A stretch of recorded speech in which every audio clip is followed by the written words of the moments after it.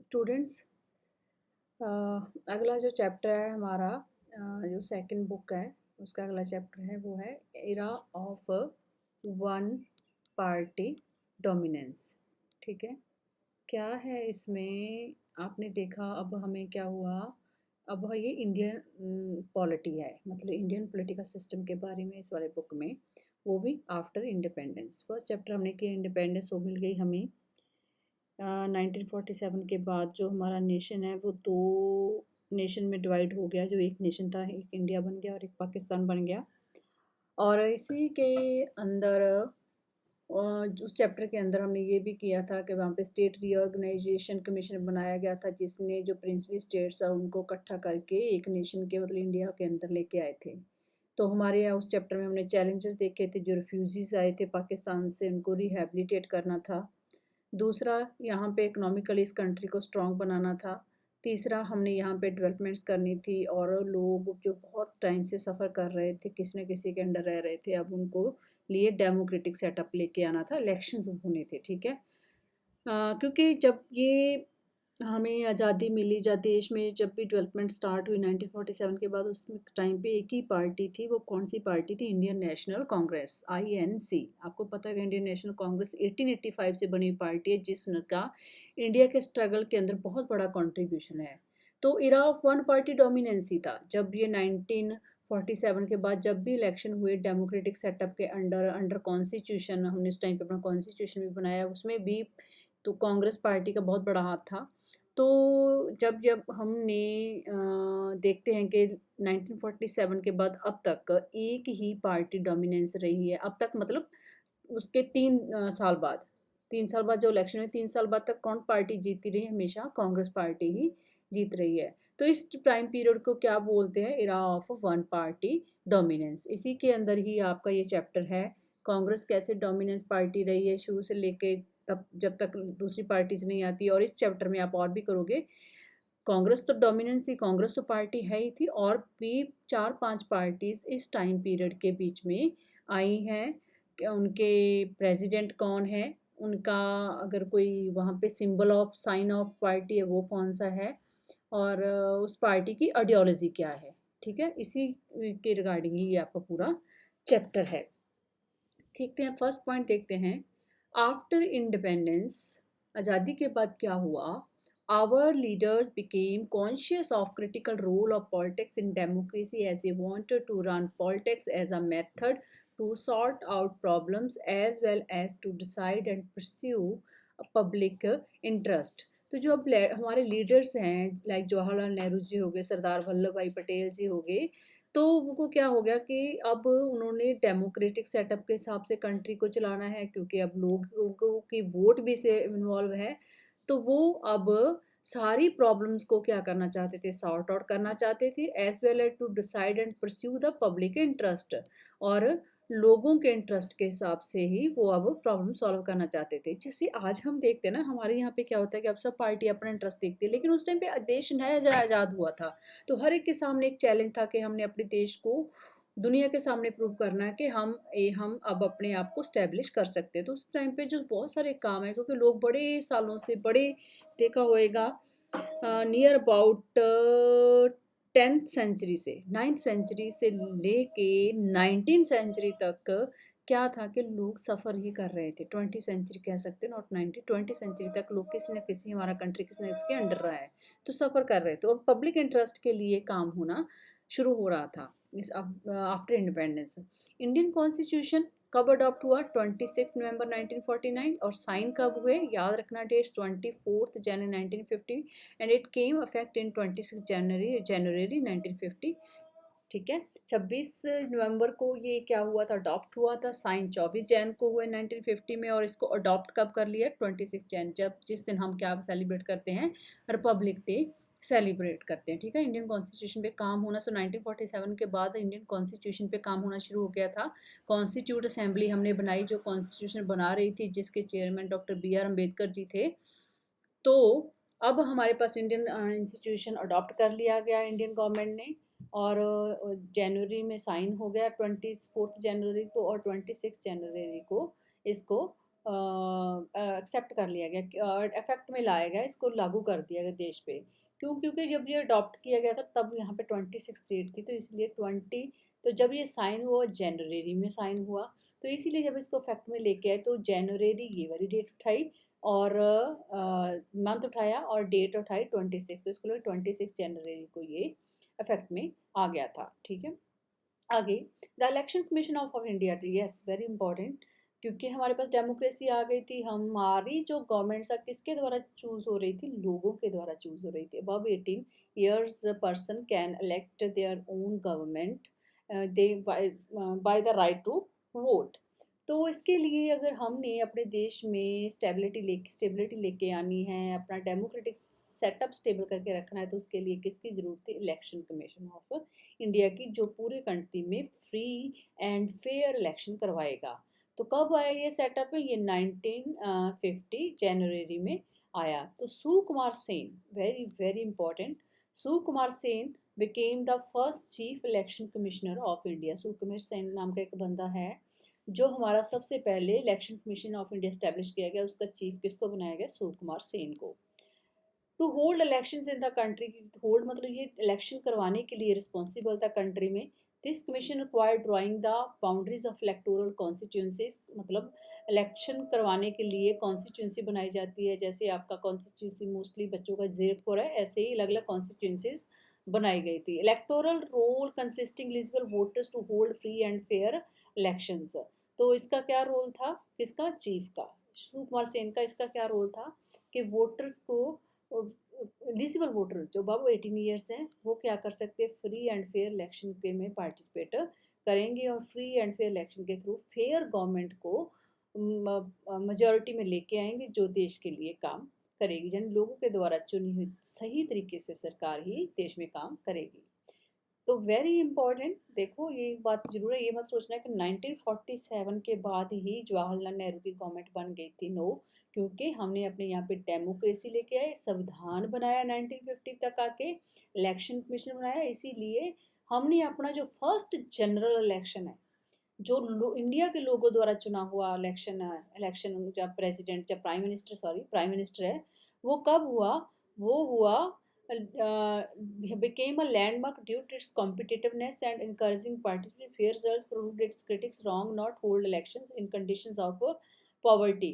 तो जो first general election of India है, ये कब बिकेम लैंडमार्क, ये क्योंकि उस टाइम पे इनके कॉम्पिटिटर तो है ही नहीं थे, कांग्रेस के कोई कंपटीशन में पार्टी नहीं थी, तो इन्होंने काम भी बहुत ज़्यादा किया था, देश को आज़ाद कराने में बड़ा रोल था, कॉन्स्टिट्यूशन बनाया, इलेक्शन कमीशन लेके आए, बहुत काम कर रहे थे। तो जो उस टाइम पे पार्टिसिपेशन लोगों की बहुत एक्टिव थी, नया नया देश आज़ाद हुआ था, फेयर रिजल्ट भी आए, क्योंकि पार्टी ही एक थी, तो और कोई प्रॉब्लम ही नहीं थी, कोई अनफेयर मीन्स यूज ही नहीं हो सकते थे, लोगों ने वोट ही एक पार्टी को किया। Prove its critics wrong not to hold elections in conditions of poverty.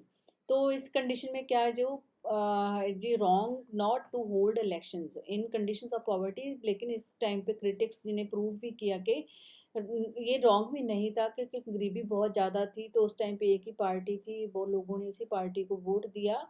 तो इसीलिए याद रखना, जो फर्स्ट जनरल इलेक्शन आपका 1952 में हुआ है। Again the 1952 election Congress party scored a big victory, ठीक है, उसको बिग विक्ट्री मिली, उसने कितनी सीटें जीती, 364 सीट जीती, कितनी कितनी से 489 से, देखो कितनी ज़्यादा मेजोरिटी है। But it was not in power in the states like, लेकिन कुछ स्टेट्स थी जैसे यहाँ पे ये पावर में नहीं थी, Travancore, Cochin, Kerala, Madras and Orissa. Congress dominated India due to identification with freedom struggle. क्यों कांग्रेस डोमिनेट करती थी, क्योंकि इसका बहुत बड़ा रोल था किसमें, फ्रीडम ऑफ स्ट्रगल में, जो था popular depth of charismatic leaders, यानी जवाहरलाल नेहरू जी की पर्सनैलिटी बहुत पावरफुल थी। Broad manifesto in including very section of society and consensus building role of a party. तो इनका जो मैनिफेस्टो बहुत ही ज़्यादा ब्रॉड था, जहाँ पे उन्होंने सोसाइटी के हर सेक्शन के लिए काम करना शुरू कर दिया था, हर एक हिस्से के ऊपर काम करना शुरू कर दिया। तो नेचुरली कि कांग्रेस टाइम पे बहुत ही ज़्यादा डोमिनेट पार्टी रही होगी। Pandit Jawaharlal Nehru became the first prime minister after the general election, ठीक है, ये तो सबको पता ही है। Congress was founded by doctor A Hume 1855 1885, ये आपको सबको पता है कि 1885 में ए ह्यूम था जिसने कांग्रेस को फाउंड किया था, स्टैब्लिश किया था। तो इसकी क्या थी आइडियोलॉजी, क्या थी इसकी, form of social and ideological coalition by accommodating different social group, सारे सोशल ग्रुप्स को अकोमोडेट कर रहा था, किसी एक ग्रुप को प्रेफरेंस नहीं दे रही थी ये party. And different beliefs and different ideologies के इंडिविजुअल्स इसके अंदर थे, ये नहीं कि कोई एक ही आइडियोलॉजी को फॉलो किया जा रहा था। Even in a pre independence day many organisation parties with their own constitution organisation structure were allowed to exist with in the Congress. बहुत सारी ऑर्गेनाइजेशन थी, बहुत सारी पार्टीज थी, बहुत सारे स्ट्रक्चर थे उस टाइम पे, वो किसके अंदर विद इन कांग्रेस वो लोग खुश थे। चाहे डिफरेंट ऑर्गेनाइजेशन थी, डिफरेंट पार्टी थी, लेकिन कांग्रेस का उस टाइम पे इतना ज़्यादा इम्प्रेशन था, जहाँ इतना ज़्यादा उन्होंने काम किया और आज़ादी के बाद पहली पार्टी थी, तो लोगों के ऊपर इसका इन्फ्लुएंस, चाहे वो पार्टीज़ है चाहे आम लोग हैं, चाहे वो कोई ऑर्गेनाइजेशन, उसके ऊपर बहुत ज़्यादा था। आगे, factions are the groups formed inside the party. The coalition nature of the Congress Party encouraged various factions which were based on their ideological consideration or personal ambitions and rivalries. देखो यही एक चीज़ है कि बहुत सारे लोग डिफरेंट डिफरेंट टाइप के लोग इस पार्टी में थे, तो यही इसका एक कनेक्टिव रीजन बना कि लोगों के बीच में फ्रैक्शंस आने लगी। फ्रैक्शंस मतलब लोग आपस में डिवाइड होने शुरू हो गए, क्योंकि एक बार डेवलपमेंट हो गई, काम चल पड़ा है, तो अब जवाहरलाल नेहरू जी पूरी जगह पे इन्फ्लुएंस पर्सनैलिटी थे, तो अब with in party ideological differences भी आने लग गए थे, तो फैक्शंस आनी शुरू हो गई थी, राइवलरीज बननी शुरू हो गई थी विद इन कांग्रेस पार्टी। ठीक है। Before the first general election, क्या था उसके पहले, some of the vibrant and opposite parties came to existence which gained token representation only to maintain democratic character. These parties kept ruling party under check and prevented resentment, groomed leaders along with mutual respect among Congress leaders as well as opposition parties leaders। 1952 के elections के पहले और भी leaders काफ़ी सामने आए थे, लेकिन क्या था कि सबसे ज़्यादा जो इन्फ्लुएंस था, रिस्पेक्ट थी इन लीडर्स की, किसके साथ थी उस टाइम पे भी, कांग्रेस के साथ ही। पार्टी तो थी, लेकिन कांग्रेस का इन्फ्लुएंस, जो मैं पहले बता चुकी हूँ, कभी कभी कम नहीं हुआ था। The origin of the socialist party, अब हम करेंगे डिफरेंट डिफरेंट पार्टी जो उस टाइम पे और भी उस टाइम पे एस्टेब्लिश हुई थी। तो first, the reason of the socialist party, Congress के बारे में कर ली, कांग्रेस डोमिनेंस थी, कांग्रेस न्यू डोमिनेंस, इसके रीजन कर लिए। अब है आगे थोड़ी सी पार्टीज के बारे में करेंगे। सोशलिस्ट पार्टी, एक पार्टी आई, उसका नाम है सोशलिस्ट पार्टी। कब आई ये, एक मास मूवमेंट चला था, stage of the Indian national Congress which was formed in 1934। जिसको कब बनाया गया था, 1934 में। आचार्य नरेंद्र देव इसका हेड था, प्रेसिडेंट था, जिसने इस पार्टी को बनाया था। कौन सी पार्टी को, सोशलिस्ट पार्टी को। बाद में क्या हुआ, it was separated from the socialist party in 1948। Ideology of democratic socialism and criticised capitalism. ठीक है। तो बाद में क्या हुआ, ये जो पार्टी कांग्रेस के साथ ही स्टैब्लिश हुई थी, कांग्रेस को सपोर्ट भी कर रही थी, लेकिन बाद अपनी आइडियोलॉजी की वजह से ये 1948 में डिफरेंट हो गई, इससे कांग्रेस से अलग हो गई। और इसने किसको क्रिटिसाइज किया, कैपिटलिज्म को क्रिटिसाइज किया। And in the early 19 communist groups emerged। Communist मैंने आपको पहले भी बताया है, जो हमने कोल्ड वॉर के टाइम पे किया था। जो कम्युनिस्ट है वो क्या कहते हैं कि there is no difference between rich and poor. ठीक है। तो एक ही स्टेट होएगी, सबको इक्वल डिस्ट्रीब्यूशन ऑफ शेयर होएगा, वो वाली जो कम्युनिस्ट ग्रुप है वो इंडिया में भी स्टैब्लिश होना शुरू हो गया। कब, 1920s में। तो डिफरेंट पार्टीज उस टाइम पे कम्युनिज्म आइडियोलॉजी की आई, वो कौन कौन सी थी जो कम्युनिज्म आइडियोलॉजी को फॉलो कर रही थी, the communist party of India. इसकी आइडियोलॉजी क्या थी, ये सेकुलर थी, ये धर्म किसी को भी किसी भी धर्म को बढ़ावा नहीं देती थी। ये मॉडर्न पार्टी थी, बिल्कुल नई पार्टी थी। एंड ऑथोरिटेरियन, स्पेलिंग थोड़ी सी मिस्टेक है यहाँ पे, और ऑथोरिटेरियन मतलब ये क्या थी कि पूरी अथॉरिटी के साथ लोगों को कहती थी सब इक्वल है, इक्वल डिस्ट्रीब्यूशन ऑफ शेयर्स हो जाएगी, एक ही स्टेट का रूल होएगा पूरे लोगों के ऊपर, स्टेट ही डिसाइड करेगी कि पूरा प्रॉपर्टी सबके बीच में इक्वली शेयर होगी, किसी एक बंदे का रोल नहीं होएगा, किसी एक लीडर का रोल नहीं होएगा। किसका रोल होएगा, सबसे ज़्यादा स्टेट का, और सब स्टेट के बीच में सब लोग इक्वल होएंगे, सबके बीच में इक्वलिटी होएगी। तो ये कम्युनिज्म की आइडियोलॉजी थी, ये पार्टी 1920 में आई, याद रखना। और कम्युनिस्ट पार्टी ऑफ इंडिया, ये पार्टी जरूर याद रखना, इसके रिलेटेड कोई ना कोई क्वेश्चन ना पेपर में जरूर आ जाता है। आगे, भारतीय जनसंघ, जिसको अब भारतीय जनता पार्टी का रीजन भी माना जाता है यहीं से।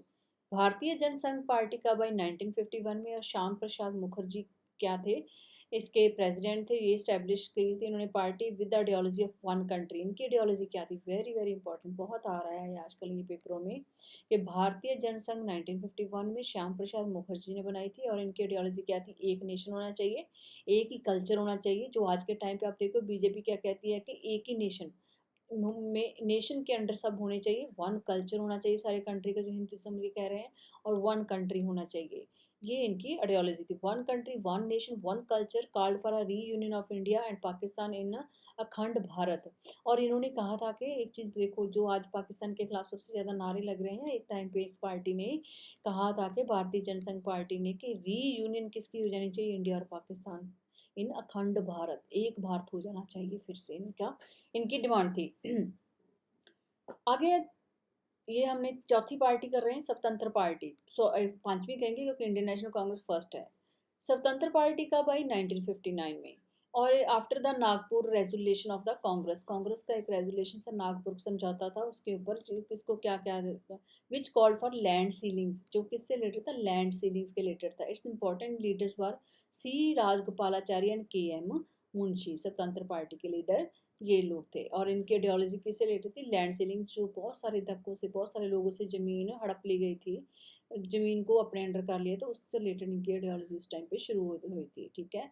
और इसके लीडर और कौन कौन थे? एन जी रंगा था, मिन्नू मसानी थे, ठीक है। राजगोपालाचारी, के एम मुंशी। स्वतंत्र पार्टी 1959 में हुई थी। इसकी आइडियोलॉजी क्या थी? Free economy and less involvement of government in controlling the economy and advocate a closer relation with USA. तो क्या इस आइडियोलॉजी से आपको पता चल रहा है, ये आइडियोलॉजी किसको दे रही है? कैपिटलिज्म को बढ़ावा दे रही है। कहती है जिसमें गवर्नमेंट का इकोनॉमी के ऊपर कोई कंट्रोल नहीं होना चाहिए, प्राइवेटाइजेशन होना चाहिए। और इसका रिलेशन पार्टी, स्वतंत्र पार्टी का रिलेशन किसके ज़्यादा क्लोज था? यूएसए के ज़्यादा क्लोज था। आगे, Bharatiya Jana Sangh party was constant advocate of India developing nuclear weapons, especially after China carried out its atomic test in 1964। भारतीय जनसंघ पार्टी किस चीज़ को एडवोकेट कर रही थी? कि हमें अपने न्यूक्लियर वेपन डेवलप करना चाहिए। स्पेशली तब इन्होंने ज़्यादा मेंशन करना शुरू कर दिया था, इन्होंने कहना शुरू कर दिया था कि जब चाइना अपना न्यूक्लियर अटॉमिक टेस्ट 1964 में कर चुका है, हमें भी अपने न्यूक्लियर वेपन्स को बढ़ाना चाहिए। ठीक है स्टूडेंट, दैट्स इस वाले चैप्टर में बस इतना ही है। मोस्टली ये पार्टी से रिलेटेड 1 मार्क में क्वेश्चन बहुत आते हैं। Bharatiya Jana Sangh, Swatantra party, communist party and socialist party and Indian national Congress, as you know. ठीक है, बहुत ही ईजी चैप्टर है, इसको पढ़ लेना। अगर कोई डाउट हो तो आप मेरे से पूछ सकते हो। इससे क्वेश्चन रिलेटेड और इससे रिलेटेड क्वेश्चन आंसर वर्कशीट्स में आपको सेंड कर दूंगी।